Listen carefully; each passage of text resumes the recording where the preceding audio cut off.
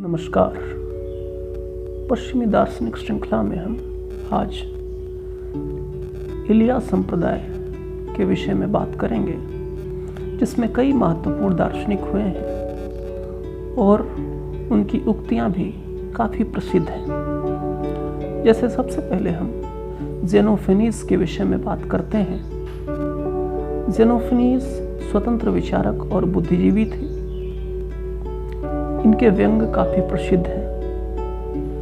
ये ईश्वर को निराकार और अंतर्यामी मानते थे और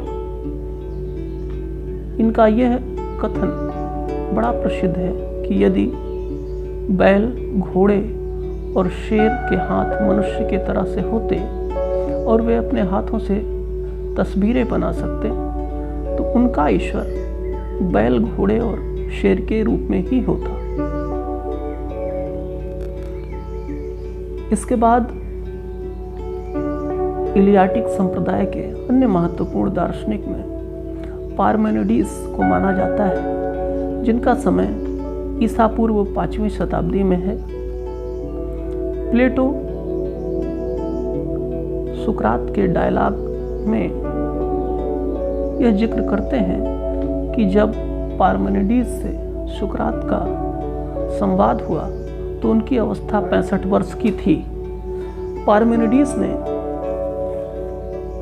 कविता में अपनी दार्शनिक कृति लिखी है, जिसमें वे स्वर्ग में पहुंचते हैं और वहां एक देवी के माध्यम से सत्य का दर्शन होता है। पार्मेनिडीज हेराक्लाइटस के क्षणिकवाद का खंडन करते हैं तथा इनके अनुसार तत्व शुद्ध सत्ता है।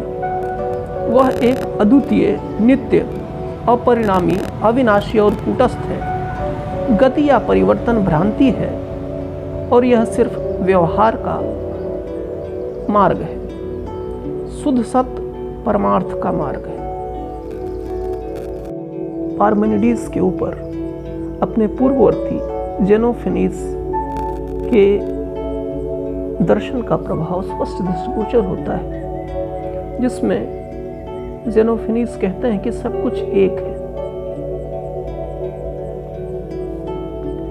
इस तरीके से जो पार्मेनिडीज हैं वो करीब करीब वैसा ही तर्क प्रस्तुत करते हैं जैसा कि भारत में विशुद्ध विज्ञानवादी अद्वैत वेदांतियों ने प्रस्तुत किया है।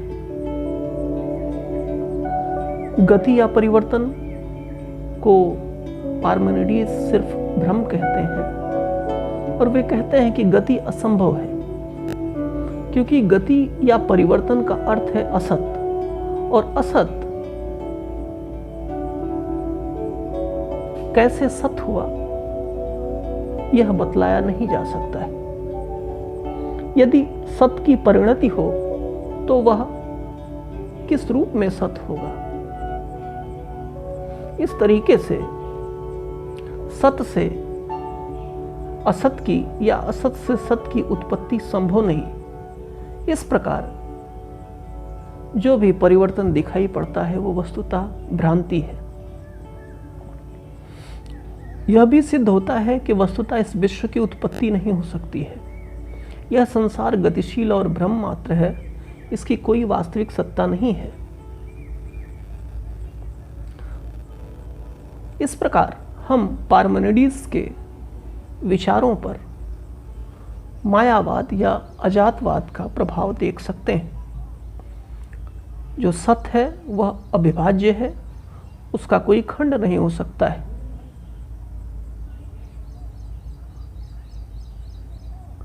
पार्मेनिडीज को इस तरह से यूरोपीय विज्ञानवाद का संस्थापक कहा जा सकता है।